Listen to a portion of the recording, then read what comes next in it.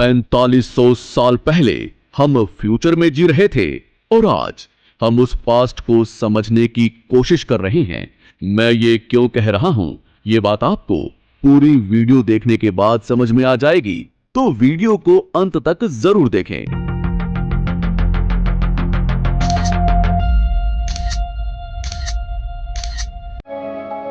सोचो, आज से लगभग 4500 साल पहले जब दुनिया के कई हिस्सों में लोग छोटी छोटी बस्तियों में रहते थे, जब बड़े बड़े शहरों का आइडिया भी नहीं था, तब भारत की धरती पर एक ऐसी सिविलाइजेशन मौजूद थी जो अपने समय में बहुत आगे थी। यहां प्लैन्ड सिटीज थी, सीधी सड़कें थी, पक्के घर थे, ड्रेनेज सिस्टम था और ऐसा मैनेजमेंट था जिसे देखकर लोग आज भी हैरान हो जाते हैं।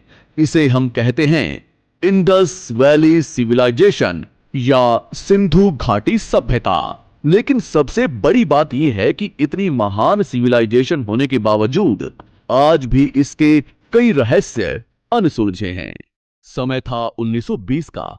भारत पर ब्रिटिश रूल था। कुछ आर्कियोलॉजिस्ट्स पुराने इतिहास की खोज में खुदाई कर रहे थे। उन्हें लगा था कि शायद कोई पुराना गांव मिलेगा, लेकिन जो मिला उसने पूरी दुनिया को चौंका दिया। सबसे पहले खुदाई हुई हड़प्पा में, फिर मिली एक और जगह मोहनजोदड़ो। यहां आर्कियोलॉजिस्ट्स को बड़ी बड़ी ईंटों से बनी बिल्डिंग्स मिली, सीधी सड़कें मिली, ड्रेनेज सिस्टम मिला और कई पुराने आर्टिफैक्ट्स मिले। धीरे धीरे उन्हें समझ आया ये कोई साधारण गांव नहीं है, ये एक पूरी सिविलाइजेशन है। फिर और जगहों पर खुदाई हुई, जैसे कि राखीगढ़ी, धोलावीरा, कालीबंगा और लोथल में। तब पता चला कि ये सिविलाइजेशन हजारों किलोमीटर तक फैली हुई थी और ये लगभग 2600 BCE यानी कि 2600 ईसा पूर्व से 1900 ईसा पूर्व तक अपने पीक पर थी। मतलब आज से करीब 4500 साल पहले। इंडस वैली सिविलाइजेशन की सबसे खास बात थी उसकी सिटी प्लानिंग। आज भी कई शहर बिना प्लानिंग के बने हैं, लेकिन हड़प्पा सिटीज बहुत ऑर्गेनाइज्ड थे। इनके शहर ग्रिड पैटर्न पर बने थे, मतलब सड़कें सीधी थी और एक दूसरे को 90 डिग्री पर काटती थी। हर बिल्डिंग में लगभग सेम साइज की ईंटें इस्तेमाल हुई थी। इससे पता चलता है कि प्रॉपर रूल्स फॉलो किए जाते थे। लेकिन सबसे अमेजिंग चीज थी उनका ड्रेनेज सिस्टम। हर घर का गंदा पानी कवर्ड ड्रेन्स में जाता था और फिर मेन सीवर लाइन में। सोचो, 4500 साल पहले अंडरग्राउंड ड्रेनेज सिस्टम। और शहर दो हिस्सों में बंटे हुए थे, सिटाडेल यानी कि ऊंची जगह या गढ़ कह सकते हैं, और लोअर टाउन यानी कि नीचे की जगह या निचला नगर। सिटाडेल में पब्लिक बिल्डिंग्स होती थी और लोअर टाउन में लोग रहते थे। मोहनजोदड़ो का ग्रेट बाथ भी बहुत फेमस है। ये एक बड़ा वाटर टैंक था जिसका इस्तेमाल शायद पब्लिक बाथिंग या फिर रिलीजियस रिचुअल्स के लिए होता होगा। इंडस वैली सिविलाइजेशन के लोग साफ सफाई और हाइजीन को बहुत इंपॉर्टेंस देते थे। जब दुनिया की कई सिविलाइजेशंस बेसिक लाइफ जी रही थी, तब Harappa peoples modern sanitation system use कर रहे थे। लगभग हर घर में बाथरूम होता था। इन बाथरूम्स की फ्लोर पक्की ईंटों से बनी होती थी ताकि पानी आसानी से बाहर निकल सके। कई बड़े घरों में प्राइवेट कुएं भी थे, मतलब घर के अंदर ही साफ पानी। उस समय ये बहुत बड़ी सुविधा थी। कई घरों में टॉयलेट्स भी मिले हैं। ये अंडरग्राउंड ड्रेनेज सिस्टम से जुड़े होते थे। घर का गंदा पानी ढकी हुई नालियों के जरिए शहर से बाहर भेजा जाता था। सड़कों के किनारे बड़ी ड्रेन्स बनाई गई थी और उन्हें साफ करने के लिए इंस्पेक्शन होल्स भी होते थे। मतलब लोग सिर्फ ड्रेनेज बनाना नहीं जानते थे, बल्कि उसका रखरखाव भी करते थे। इन सब चीजों से पता चलता है कि हड़प्पा सोसाइटी डिसिप्लिन्ड और ऑर्गेनाइज्ड थी। सिंधु घाटी सभ्यता की इकोनॉमी काफी स्ट्रॉन्ग और ऑर्गेनाइज्ड थी। इसकी सबसे बड़ी ताकत थी एग्रीकल्चर। लोग गेहूं, जौ, मटर और तिल जैसी फसलें उगाते थे। और सबसे खास बात, दुनिया में कॉटन यूज करने के सबसे पुराने प्रूफ भी यहीं से मिले हैं। खेती के अलावा क्राफ्ट्स और इंडस्ट्रीज भी डेवलप्ड थी। लोग बीड्स यानी कि मनके बनाते थे, मिट्टी के बर्तन, ज्वेलरी और मेटल टूल्स भी बनाते थे। ट्रेड उनकी इकोनॉमी का बहुत इंपॉर्टेंट हिस्सा था। उनका व्यापार मेसोपोटामिया तक फैला हुआ था। वे सूती कपड़े, मोती, हाथी दांत और कीमती पत्थर एक्सपोर्ट करते थे। जमीन के रास्ते और समुद्र के रास्ते दोनों का इस्तेमाल होता था। लोथल या डॉकयार्ड इसका सबसे बड़ा सबूत माना जाता है। इसके अलावा स्टैंडर्ड्स, वेट्स एंड मेजर्स मतलब मानक बाट और माप का भी इस्तेमाल होता था। मतलब व्यापार प्रॉपर रूल्स के साथ किया जाता था। इंडस वैली सिविलाइजेशन की सबसे बड़ी मिस्ट्री है उसका राइटिंग सिस्टम।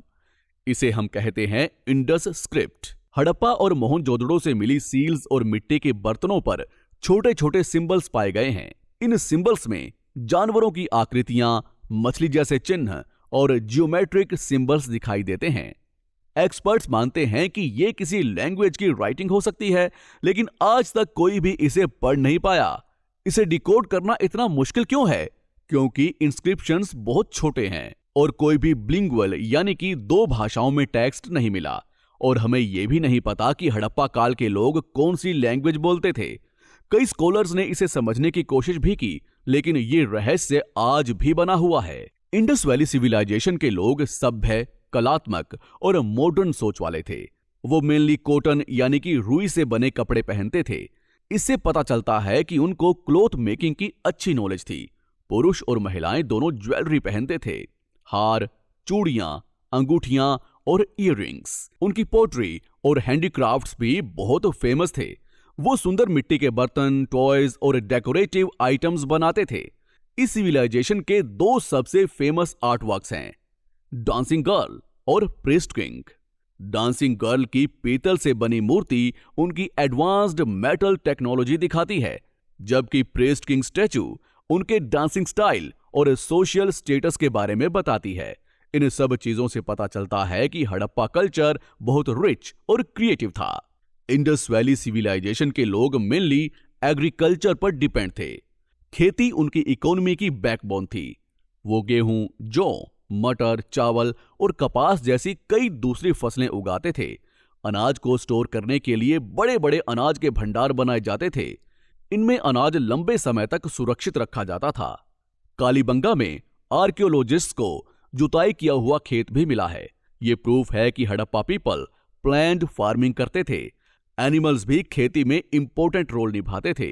बैल और दूसरे पशुओं का इस्तेमाल ट्रांसपोर्ट और खेती दोनों में होता था।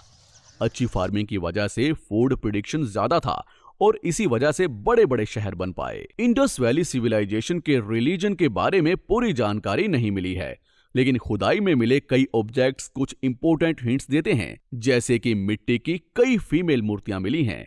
एक्सपर्ट्स मानते हैं कि लोग उर्वरता और समृद्धि के लिए मदर गॉडेस की पूजा करते थे। सील्स पर बुल, एलिफेंट, टाइगर और गैंडे जैसे एनिमल्स बने मिले हैं। इससे लगता है कि कुछ एनिमल्स को पवित्र माना जाता था। एक फेमस सील में एक आदमी मेडिटेशन पोज में बैठा दिखाई देता है। कई हिस्टोरियंस इसे भगवान शिव के शुरुआती रूप से जोड़ते हैं। इन सब चीजों से पता चलता है कि हड़प्पा के लोगों की आध्यात्मिक मान्यताएं काफी मजबूत थी। अब सवाल ये है कि इतनी एडवांस्ड सिविलाइजेशन आखिर खत्म कैसे हुई? आज भी ये एक मिस्ट्री है। इतिहासकारों के अनुसार इसके पीछे कई पॉसिबल रीजंस हो सकते हैं। सबसे बड़ा कारण माना जाता है क्लाइमेट चेंज। मौसम बदलने से खेती प्रभावित हुई और फूड शॉर्टेज होने लगी। कुछ नदियां सूखने लगी, जिससे पानी की समस्या बढ़ गई। कई जगहों पर बड़े बड़े फ्लड्स के भी प्रूफ मिले हैं। बाढ़ ने घरों और शहरों को नुकसान पहुंचाया होगा। ट्रेड का कमजोर होना भी एक बड़ा कारण माना जाता है, लेकिन आज तक इसके पतन का एग्जैक्ट रीजन पता नहीं चल पाया है।